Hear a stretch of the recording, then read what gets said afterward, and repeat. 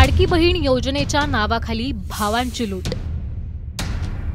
1,500 12,000 भावांनी लिंगच बदललं।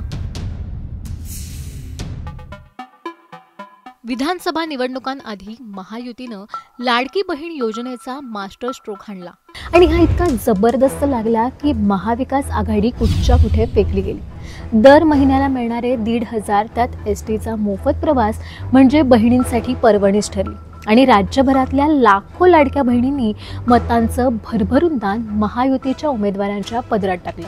पण जशी ही योजना सुरू झाली तशी लाडक्या बहिणींच्या 1,500 लाडक्या भावांचीही नजर पडली। मग काय, हे भाऊ लिंग बदलाचं ऑपरेशन न करताच बहीण झाली।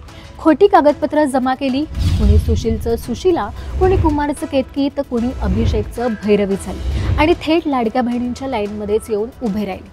लाडक्या भावांची पोलखोल झाली तरी कशी?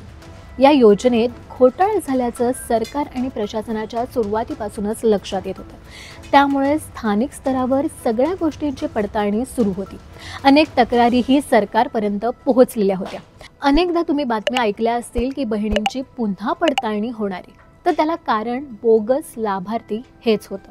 बरं, सरकारनं हळूहळू करत लाडक्या बहिणींची नावं कमी करायला सुरुवात केली। त्यात अनेक कारणांनी नावंही कमी झाली, जसं की कुटुंबाचं आर्थिक उत्पन्न खऱ्या उत्पन्नापेक्षा कमी दाखवणं, एकाच घरातील 3 ते 4 महिलांनी योजनेचा लाभ घेणं, सरकारी नोकरीत असूनही योजनेचा लाभ घेणं, वेगवेगळी नावं टाकून एकापेक्षा जास्त खात्यात पैसे घेणं आणि त्यातीलही शेवटचं कारण होतं बहीण नसूनही बहीण दाखवणं, म्हणजेच लाडक्या भावांनी बहीण असल्याचं दाखवून योजनेचा लाभ घेणं।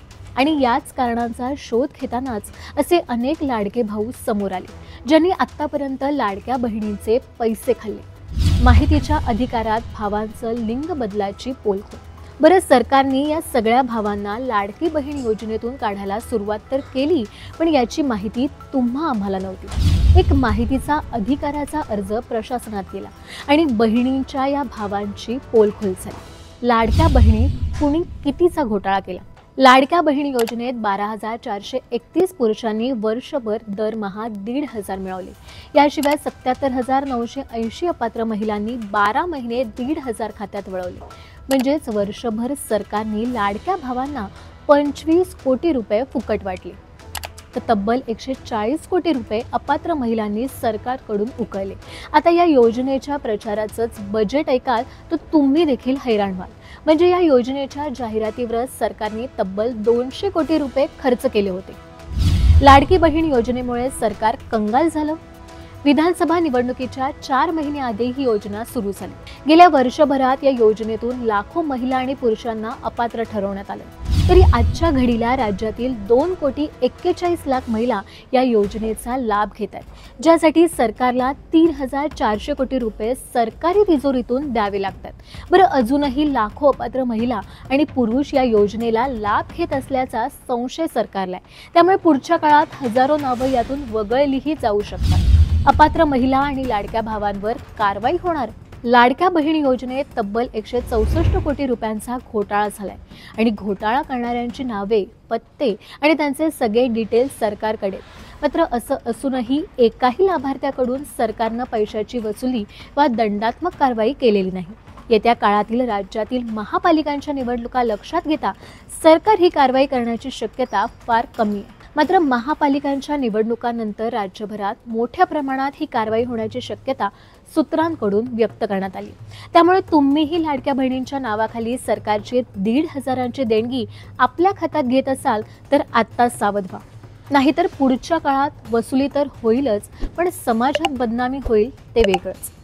तुम्हाला काय वाटतं? लाडक्या बहिणींच्या नावाखाली ज्या भावांनी पैसे खाल्लेत त्यांच्यावर कारवाई व्हायला हवी का? आणि निवडणुकांच्या तोंडावर असे पैसे वाटणाऱ्या योजना आणण्याच्या पद्धतीने समाजातील चांगले विचार आणि सरकारची तिजोरी रिकामी होते का? तुमच्या गावाच्या नावासह तुमचा अनुभव कमेंट करा आणि अशाच माहितीपूर्ण व्हिडिओसाठी पाहत रहा टाइम्स नाऊ मराठी। धन्यवाद। पडळकरांची मागणी आणि बीडच्या जेलरची 12 तासात बदली। धर्मांतरणाच्या आरोपानंतर पेट्रस गायकवाडांची उचल मागणी। पेट्रस फडणवीसांच्या नागपुरात कुठली नवी जबाबदारी? गृह विभागानं नक्की शिक्षा दिली की बढती, मोठं प्रश्नचिन्ह. कैद्यांचं धर्मांतरण, ख्रिश्चन धर्माचा प्रचार आणि हिंदू देवी देवतांचा अपमान असे एक ना अनेक आरोप झाले बीडचे कारागृह अधीक्षक पेट्रस गायकवाड यांच्यावर. आणि आरोप करणारे होते भाजपचे आमदार गोपीचंद पडळकर. मंगळवारी बीडमध्ये हिंदू जनाक्रोश सभा झाली. तिथं पडळकरांनी मुस्लिम सोडून थेट पेट्रस गायकवाडांना लक्ष्य केलं आणि त्यांचे शब्द होते, अरे आमचा महाराष्ट्र ही वारकऱ्यांची परंपरा असणारा महाराष्ट्र आहे. अशा वारकऱ्यांचं कीर्तन आणि भजन जेलमध्ये गेल्या 25 वर्षापासून सुरू होतं. या हरामखोरानं ते कीर्तन आणि बंद केलाय, भजन बंद केलाय. मागच्या महिन्यामध्ये गणपती होता. अनेक वर्षांपासून गणपती जेलमध्ये कैदी बसवतात. हा म्हटला की इथं गणपती बसवायचा नाही. जेव्हा कैदी उपोषणाला बसले, ते आंदोलन करायच्या तयारीमध्ये आले, तेव्हा मग याला गणपती बसवायला शेवटच्या दिवशी परवानगी दिली आणि तिथं म्हणे वाद्य वाजवायचं नाही. मला त्या तथाकथित विचारवंतांना बीड मधून प्रश्न विचारायचा आहे, मग याला काय म्हणायचं? हे या पेट्रसचं काम आहे का? त्याची जबाबदारी आहे का? याच्या पुढे जाऊन तो कैद्यांना म्हणतोय 1 लाख देतो, 2 लाख देतो, तुम्ही धर्मांतरण करा. मग याच्यावरती काय कारवाई केली पाहिजे तुम्ही सांगा. करायला पाहिजे की नाही केली पाहिजे? पेट्रस गायकवाडांची तक्रार फडणवीसांकडे करणारे, तातडीची कारवाई होणार आणि गायकवाड बदलले जाणार असे स्पष्ट संकेत पडळकरांनी या सभेत दिले. याचा जरी पुरावा दिला तर याला नोकरीतून कायमचा काढून टाका. आणि ही सभा झाल्याच्या 12 तासाच्या आत पेट्रस गायकवाडांच्या हातात बदलीची ऑर्डर पडली. आणि बदलीचं ठिकाण होतं खुद्द गृहमंत्री आणि मुख्यमंत्री असणाऱ्या देवेंद्र फडणवीसांचं नागपूर. दरम्यान पेट्रस गायकवाडांच्या या कृत्याचा भांडाफोड केला जामिनावर सुटलेल्या कैद्यांनी. पेट्रस गायकवाड कैद्यांना जबर मारहाण करतात. जेलमध्ये गांजाची तस्करी होते. कैद्यांना मोबाईल पुरवले जातात. हेच नाही तर गायकवाड कैद्यांना ख्रिश्चन धर्म स्वीकारण्यास सांगतात असाही आरोप जामिनावरच्या या कैद्यांनी केला.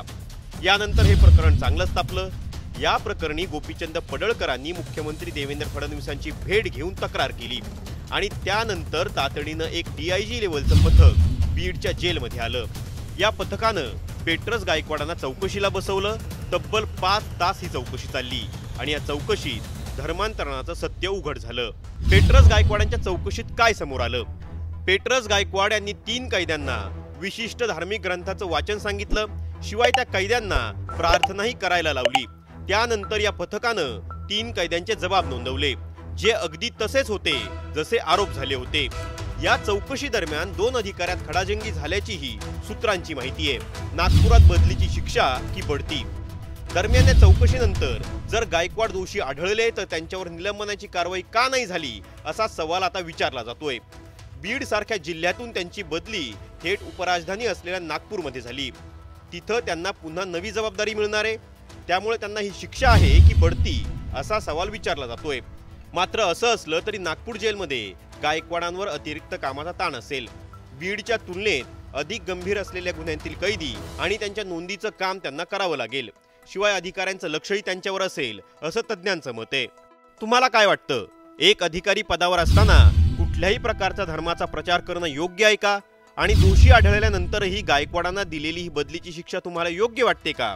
तुमच्या गावाच्या नावासह कमेंट करा आणि अशाच माहितीपूर्ण व्हिडिओसाठी पाहत रहा टाइम्स नाऊ मराठी.